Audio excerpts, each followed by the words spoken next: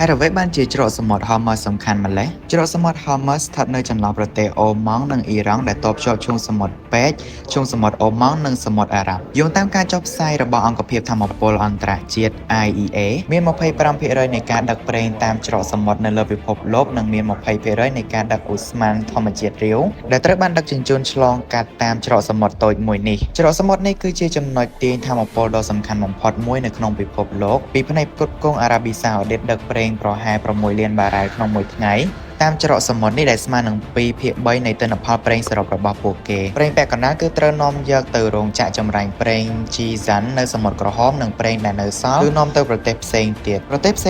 ដែលប្រើច្រកសមុទ្រនេះរួមមានអ៊ីរ៉ាក់អារ៉ាប់រួមកុយវ៉ែតនិងអ៊ីរ៉ង់ប្រទេសទាំងនេះនាំចេញប្រេងរួមទាំងអស់ប្រហែល16 លានបារ៉ែលក្នុងមួយថ្ងៃតាមច្រកសមុទ្រ Hormuz ដែលប្រហែលជាពាក់កណ្ដាលនៃផលិតកម្មប្រេងរួមរបស់ពួកគេកាតាដែលជាអ្នកនាំចេញឧស្ម័នធម្មជាតិរាវធំជាងគេទី3នៅលើពិភពលោកក៏អាស្រ័យលើច្រកសមុទ្រ Hormuz ទាំងស្រុងដែរនៅឆ្នាំ2024កាតាបាននាំចេញឧស្ម័នធម្មជាតិរាវប្រមាណ